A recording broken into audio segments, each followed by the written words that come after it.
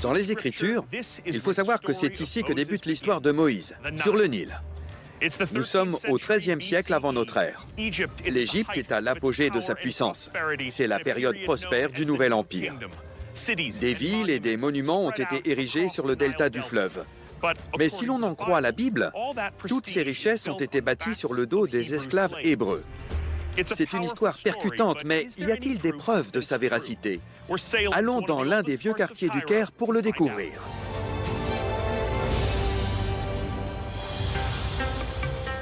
Aujourd'hui, le Caire est une ville musulmane. Mais pendant des siècles, le quartier copte du Caire a été le centre du christianisme en Égypte et un véritable creuset pour les religions abrahamiques. Ma quête commence non loin de la plus ancienne synagogue du Caire. Ben Ezra a été fondée en 1115. Je suis venu rejoindre mon ami, l'égyptologue Aidan Dodson. Josh, quel plaisir! Ça va bien? Pas trop mal. Nous revoilà en Égypte. Eh oui! Je suis venu au Caire plusieurs fois, mais je n'ai jamais vu ce quartier. Où sommes-nous? Nous sommes dans le Vieux-Caire, un quartier qui date de l'époque romaine. Il se trouve que la tour derrière toi est d'ailleurs un symbole de cette période. C'est aussi là que se trouve la plus vieille église de la ville. C'est celle-ci, regarde. On la surnomme l'église suspendue. Superbe. Et si on descend un peu la rue, on tombe sur la plus ancienne mosquée de toute l'Égypte. C'est le carrefour des religions. Exactement, oui. Et quel est le rapport avec Moïse? La légende raconte que c'est près d'ici que Moïse a été retrouvé dans un panier flottant sur le Nil, alors qu'il n'était qu'un bébé. D'après la Bible, le pharaon avait à cette époque décidé de faire tuer tous les premiers-nés hébreux parce qu'une prophétie avait annoncé que l'un d'entre eux libérerait tous les Hébreux du joug de l'esclavage. Il s'agissait donc d'un élu. Tout à fait. Dans le but d'assurer la protection de son fils, la mère de Moïse a décidé de le mettre dans un panier et de le confier au Nil.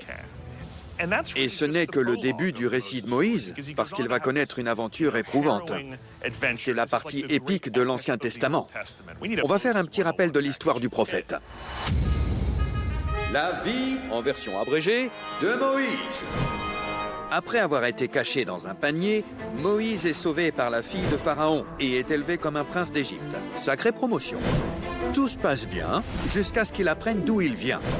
Après avoir vu un Égyptien battre l'un de ses camarades hébreux, Moïse tue l'agresseur et l'enterre dans le sable. Bref, il vaut mieux pas l'énerver.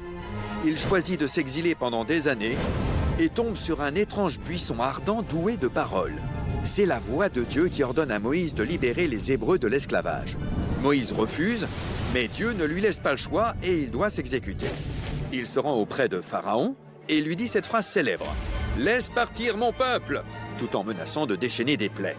Pharaon refuse, dommage pour lui, et Dieu s'exécute et inflige 10 plaies au pays. Croyez-moi, ça n'a pas l'air sympa. La dernière plaie emporte les premiers-nés égyptiens et fait plier Pharaon. Moïse et les Hébreux, libérés, inventent la matzah et se dépêchent de quitter l'Égypte.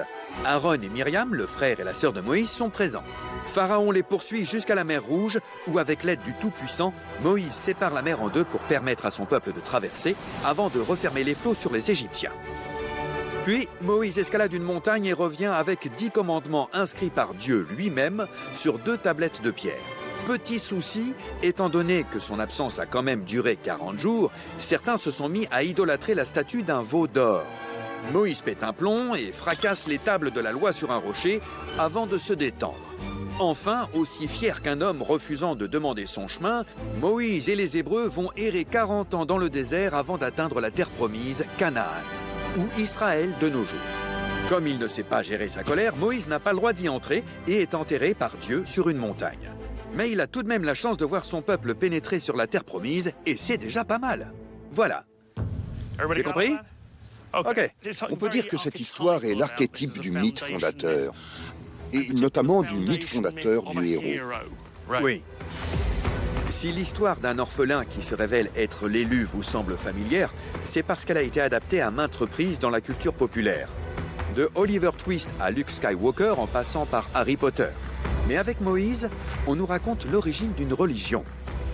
On est face à un mythe qui relate les fondations du peuple hébreu, l'origine même de leur religion.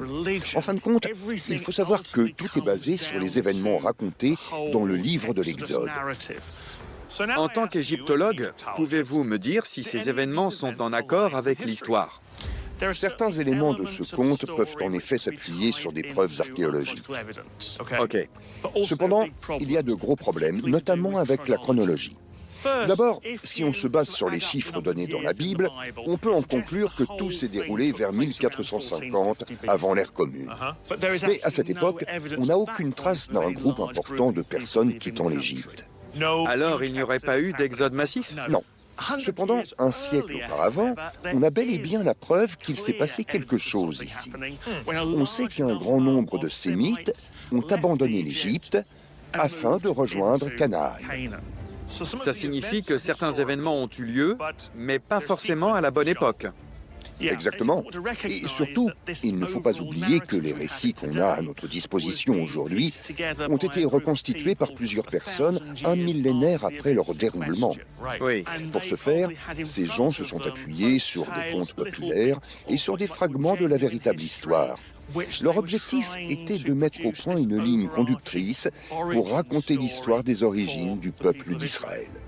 On a plus de mystères que de véritables pistes dans cette histoire. Comment peut-on enquêter? Y a-t-il des preuves permettant de démontrer ou non la véracité de l'histoire de Moïse et de l'Exode? Il y a des endroits qui peuvent nous aider à le découvrir, notamment un qui est près d'ici et qui pourrait bien abriter quelques indices. J'aime les indices. C'est parti alors. Afin de commencer notre enquête sur les traces de Moïse, nous parcourons 30 km vers le sud pour rejoindre Saqqara. C'est un lieu qui abrite la plus ancienne pyramide d'Égypte, ainsi qu'une immense nécropole ou cité des morts. Des milliers de nobles égyptiens ont été inhumés à cet endroit près des pharaons qu'ils servaient. Aujourd'hui, Aidan m'emmène visiter une tombe. On est bientôt arrivé, ce sera à gauche. Ok. Nous y sommes. Oui, c'est parti. Allez. Alors, dis-moi, on est venu voir quoi? La tombe, juste là. C'est celle de qui? Il occupait le poste de vizir. À cette époque, il y avait le pharaon, puis deux vizirs, qui étaient les premiers ministres des deux royaumes d'Égypte. Et donc, qu'est-ce qu'il a à voir avec l'histoire de Moïse? On va devoir aller à l'intérieur pour le découvrir. Là-bas? Tout à fait. Aidan n'a pas l'intention de me faciliter la tâche. Il préfère démontrer plutôt que raconter. Cependant, je remarque qu'un obstacle se dresse sur notre passage. Ça ressemble pas à une porte, mais à un mur. Oui, personne n'est entré dans cette tombe depuis très longtemps. Les autorités l'ont murée pour éviter les pilleurs.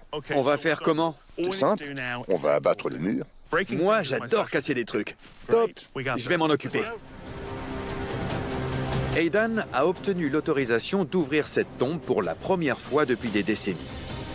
Pour y pénétrer, nous allons recevoir l'aide d'une équipe de professionnels envoyée par le Conseil des Antiquités égyptiennes.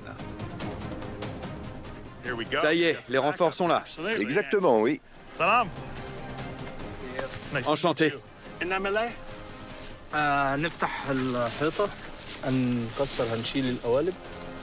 On y va? Ouais? Oui. Je peux? Oui. Allez, je me lance. Suis ces instructions à la lettre, sinon tout pourrait s'effondrer. Comme dans les cartoons. Ceux à l'ancienne, bien sûr. Allez. La tombe derrière ces briques a été construite il y a plus de 3500 ans. C'est dire si j'ai la pression.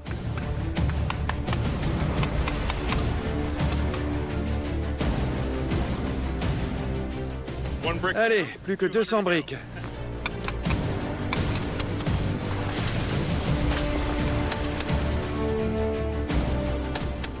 On y est presque. Brique par brique, j'élargis l'ouverture. Et bientôt, nous respirons un air différent. Voilà, c'est le noir complet. On n'y voit rien. Et ça sent pas très bon. Nous y voilà. On entre? Oh oui. Il nous faut des torches.